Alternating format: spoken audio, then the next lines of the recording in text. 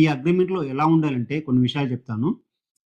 First ఇంటికి drawings వేశారా లేదా? పర్మిషన్‌లు తీసుకున్నారా లేదా? పర్మిషన్‌లు తీసుకుంటే ఆ పర్మిషన్ పేపర్సు, డాక్యుమెంట్సు వాటికి సంబంధించిన సీరియల్ నంబర్స్ గాని, డాక్యుమెంట్ నంబర్స్ ఉంటాయి. అవన్నీ లింక్ చేయించండి. ఆ తర్వాత ఏమన్నా స్ట్రక్చరల్ డ్రాయింగ్ వేస్తే ఆ స్ట్రక్చరల్ డ్రాయింగ్‌కి సంబంధించిన డాక్యుమెంట్స్ కూడా దానికి అటాచ్ చేయండి. ఆ తర్వాత ఈ ఇంటికి ఎన్ని సంవత్సరాలు వారంటీ ఇస్తున్నారు అనేది ఒకటి. లేదా ఈ ఇంటి పైన ఎన్ని ఫ్లోర్‌లు వేసుకోవచ్చు అనేది బిల్డర్ ఏమైనా ఇస్తున్నారా? ఈ ఇంటికి ఏమైనా లీగల్ ఇష్యూస్ ఉన్నా, బిల్డింగ్ ఒకవేళ ఏమైనా క్రాకులు గాని, బిల్డింగ్స్ కొలాప్స్ అవ్వడం గాని జరిగితే అది బిల్డర్ ఏదైతే అమ్మారో వారి బాధ్యత మీదనే అని చెప్పేసి తీసుకోండి.